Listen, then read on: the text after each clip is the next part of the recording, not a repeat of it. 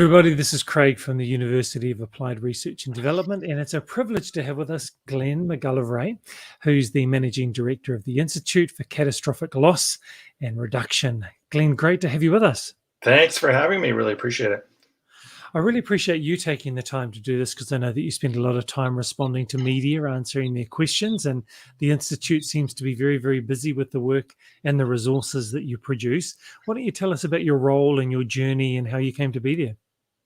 Sure. Well, I've been associated with the Canadian insurance and reinsurance industry for over 30 years. And prior to joining the Institute, I was with Swiss Reinsurance Company Canada. So Swiss Re is one of the largest reinsurers in the world, of course, and they help back insurance companies against failure, basically in case of a large shock loss sort of thing. So I've been writing and doing work in the area of natural hazards and natural disaster research for quite some time, and then moved over to the Institute for Catastrophic Loss Reduction just over 16 years ago. We're funded by the Canadian property and casualty insurance industry, or the non-life insurance industry as it's known elsewhere in the world. We have basically almost every major insurance company in Canada belongs to us, and we do work on behalf of them and on behalf of Canadian society to reduce the impact of severe weather and earthquakes on Canadians. So the term catastrophic, why is that an important term? Why are you using that? It's really the extremes that we're interested in, right? It's not the run-of-the-mill day-to-day things that cause concern. The odd tree down on a car over here, or the odd basement flooding over there. It's those extreme events that cause most grief, and those are the rarest of events, but the ones that cause most impact, including on people, on property, on economies, and that sort of thing. So it's working to kind of reduce the impact of those events that are not all that common, but have huge kick to them. Right. And how has COVID changed the landscape over the last year and a half, 2 years? At our institute, hasn't had great impact. We're all been working from home, and we've been quite productive. Right. I think it's been challenging out there in terms of response to disasters. We have seen, for example, wildfire crews in California get hit wide with COVID amongst them, Mm, and so it's very difficult for those that work in quite tight confines, like wildfire crews. And I don't think we had an instance of an outbreak in a wildfire crew, but it was always top of mind.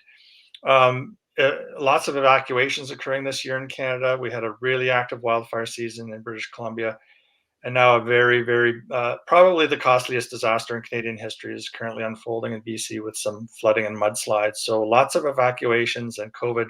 Of course, there's a really great concern when you have, again, a lot of people in tight confines, like in disaster mm. centers and that sort of thing. So a bit of a concern there.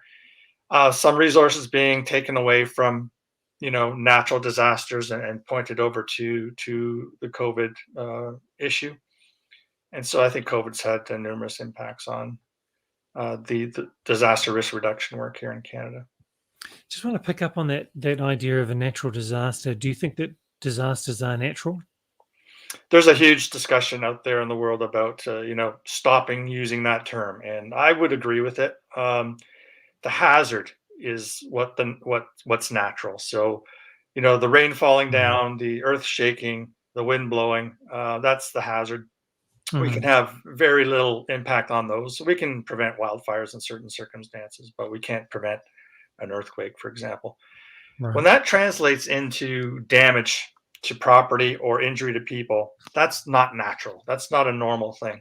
We built that environment. Humans built that environment. Mm, It's not Mother Nature's fault. It's our fault for either putting something in harm's way, building it improperly, putting too much assets in risky places, and so on and so forth. So there's really a move on to stop using that term. I still use it from time to time. Nobody's wrapped my knuckles yet, but I'm sure somebody will shortly. You had a really interesting interview with a panel in 2019 about the flooding, and that seemed to be a really significant or catastrophic event with the opportunity to cause a lot of harm. And then yesterday, you're in the papers talking about we should stop winging it. So has nothing changed? I don't think a lot has changed, and I don't think we're much different than most places in the world. So on the first part, the first panel you were talking about, one of my themes of a couple of years ago was enough's enough. We have to get people out of harm's way, and that Mm, means basically relocating people that are in very high risk flood zones.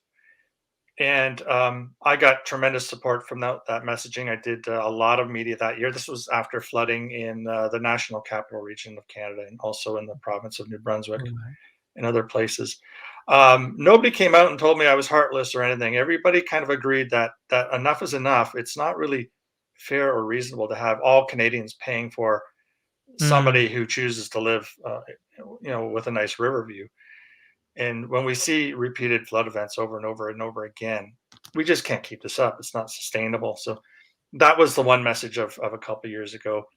The message of yesterday in my op-ed in the Globe and Mail, Canada's national paper, uh, we talked about how we believe disasters are now systemic in Canada. They're not just these unique one-offs that come from once in a while, and that we'll wing it. We'll just kind of we'll put together an ad hoc committee. We'll send in the army. We'll put up sandbags for flooding, which is very symbolic of how we tend to treat flooding. That is, very temporarily. Our message, my co-writer and I, was that these are systemic now. These are part of society. They're part of the fabric of life here in Canada. We can't just continue to do this ad hoc approach, a fragmented approach of right. throwing together some sort of recovery committee and figuring it out as we go. It has to be institutionalized how we deal with disasters. That means a lot of different things, but it starts with a different mindset. Hmm. So the response from government, do you think it's been lacking? And the data that's available to the public for them to make decisions, has that changed since the 2019 interview that you gave? It hasn't. I was on a big call yesterday, actually, with a large number of people discussing these sorts of issues, and one of the topics was data and Hmm. the availability of that data for the public, so the public can make decisions. And we have very poor data in Canada, um, and what we do have, we don't make public. So we have a big problem here with quality flood maps. For example, we have some communities Right. that have new high quality flood maps, and we have some communities with decades old flood maps that were partly hand drawn. Somebody made the point that some of the areas that just flooded in British Columbia had flood maps that were produced on computers that were weaker than the cell phone that's in my pocket right now. Um, if I were in the market to buy a home in Canada and I wanted to find out if I was on a floodplain or if I was at risk of flooding, it would be a very difficult task for me Well, to do. It's hard to get access to flood maps. When you do get access to them, they may be very old and you may not understand them. I think it's very unreasonable to hand a flood map to an average person and say, "Here, go to it." These are complex things, and hmm, people, they don't understand things like return periods and things of that nature. We have to get better at providing good information, disclosing it, making it available out there, perhaps making it available at the time a home is being sold, so right. that the potential buyer can make an informed decision about whether they want to still purchase that home or not. There's a lot of things that we have to look at, I think. I lived for 7 years in Indonesia, and it's just prone to flooding. In Jakarta, it's lower than sea level in many areas, and so it was quite common to just open up Google and see the flood map on Google Maps, and we could just drag the timeline and see it come in and go out, and we could identify where it was happening, where it's likely to happen. It seemed quite an easy thing to do because the data was readily accessible and people were reporting, and you could see the change over time. Is that not happening in Canada? It doesn't appear to be. No. One of the problems we have in Canada is that flooding and the peril of flood and waterways and that sort of thing are largely the responsibility of the provinces. We have 10 provinces Um, and three territories. The okay. provinces and territories then push responsibility down to the local level. So we have first of all, a lot of small communities that don't have the resources to flood map properly. We have things that are all fragmented up. So nobody's looking at things from a watershed perspective. They're looking at it just from their own local perspective. Hmm. And so we get this real fragmented mishmash where the federal government's responsible for a small amount of things like flooding on their properties and flooding with First Nations communities. Um, but that's about it. Then the provinces are responsible for the big picture of flooding, wildfire, emergency management, that sort of thing. But they then push it down to the local governments. And then you have private property owners that have dams and dikes and weirs on their property, and Mm. corporations. And Right. it's such a fragmented mishmash. It is just really hard to get any traction on the issue at all. You mentioned about First Nations, I guess reservations or parcels of land that are controlled in a different way or supported differently. I guess that brings up the question, are there reasons why people choose to live in areas where they are more prone to disasters happening or catastrophe? I've always said that people live in dangerous areas for one of two reasons, either because they can afford to or because they can afford not to. So we have a lot of people living on beautiful riverfront properties in Canada, high income individuals with nice homes, and the government rolls in, puts in a levy to protect the community, and that homeowner is angry because the river view has been destroyed. And we've had at least two instances of that happening in Canada. You have people living on the base of snowy mountains near ski lodges, and you have people Mm. living on the coast of oceans because it's beautiful. And those are all instances where they can afford to live in those places. And then you have people that are living in dangerous floodplains or at the base of deforested mountains where mudslides are very probable, or things of that nature. So it's quite an interesting dichotomy, but we have an awful lot of people that live in dangerous places because they really have no other choice. Right. And who's really responsible, and how do you bring change in a sensitive and mindful way?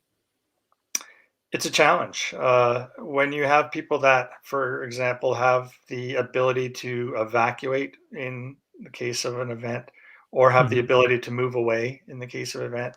There's a whole set of tools and communications that you can make with those people. When you have people that don't have those resources, those same tools don't work, and you have to first, understand why. Why do the people live there? What resources do they have at their disposal? How do you get to them? How can you communicate to them? Mm. And what government resources can help to maybe get them out of harm's way, or to build resilience in their properties, and so on and so forth. So two different sets of challenges. It begins with understanding, though. For evacuations, for example, you always hear people say, "Oh, why didn't those people evacuate? Are they stupid?" Well, not everybody has the capacity to evacuate. Right. I mean, there was research done after Hurricane Katrina in New Orleans, and they found out that a lot of people couldn't evacuate because they had elderly, sick parents, they had Right. small children, they Mm. were below income, didn't have a credit card to their name, didn't have a vehicle to their name, Right. so on and so forth. You can't just assume that everybody has the equal resources and ability to evacuate or to move out of a dangerous area. Mm. So whose responsibility is it to reduce those barriers or remove them or increase equity? Well, I think disaster risk reduction requires an all of society approach. In those types of Mm. questions, government, I think, has to lead the way. But there are others that can help as well, including NGOs, various Right. charities, various private industry, including the insurance industry, which often gets shut out of these discussions just because people don't think about bringing them in and talking to them. I've been Mm. at many discussions where I've suggested that we bring in insurers, and people go, "Oh yeah, that's a good idea. I never thought of that." So we do need that all of society approach, but in some cases, there's more weight towards government, and in other cases, there's more weight towards private industry or whatever. But we do Mm. need to work together, and I think a big picture plan helps. Glenn, you do a lot. You're leading the institute. You're also writing a lot and being interviewed a lot. We didn't talk about this, and I didn't mention it in our notes. But how do you manage your time? How do you keep your energy level up and get all this done? Well, I think, like my boss says, when you love what you're doing, it's not work. And so, we are working hard to protect Canadians and others who will listen. And so that's that fills me up with a lot of energy and a lot of hope. And and helps you go on. At the same time, you want to beat your head against the wall sometimes because of the lack of action, but that's a different story. I think you have to really concentrate on the wins, Right. and understand that this disaster risk reduction is a slow process. And when you're doing exhilarating things like getting an essay in the national paper or appearing on national television and talking about disaster risk reduction, it's more of a shot in the arm than it is a tiring thing to do. So it helps to love what you do, I guess. So just as we wrap up, Glenn, what would you say to aspiring emergency managers or people who maybe want to transition into your particular sector? What should they do? What should they prepare or learn, or courses they should take, or experiences? I think certainly, I'm sorry to say, but you'll never be out of work. I don't think. As societies grow and get larger and sometimes richer, we're going to see more disasters in the future, largely, due to climate change, but for other reasons as well. We're just bigger targets. Our cities are becoming bigger, so we're going to see more of these events in the future, and we're going to need more experts in that area. More and more, we're taking that people side. We're understanding the people side of disasters, and you should never forget about people. It's all about people. You can replace a home. You can replace, things that were lost in a flood.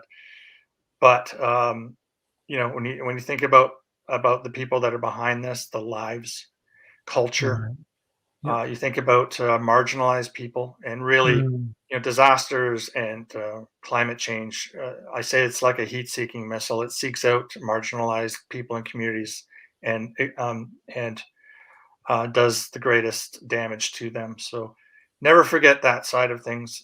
It is all about people, and the more research and the more courses you can take into that area, disasters in society, for example, Right. um, is very helpful. The other thing is that we're seeing an increase in interest in the area of behavioral economics and decision science. So Mm. finding out what makes people tick in the face of all of this stuff. How do you get to people? How do you convince them, for example, to make their home more resilient to a disaster? We find that just giving them educational material doesn't really work. We have to Right. understand how they think about these things, and how do you get to those people? And largely, you get to them by getting to the people that are around them. And so, more and more, it's important to understand what makes people tick and how they think about disasters and how to think about mitigation and that sort of thing. Because how you think they should think about it is not how they really think about it. Mm.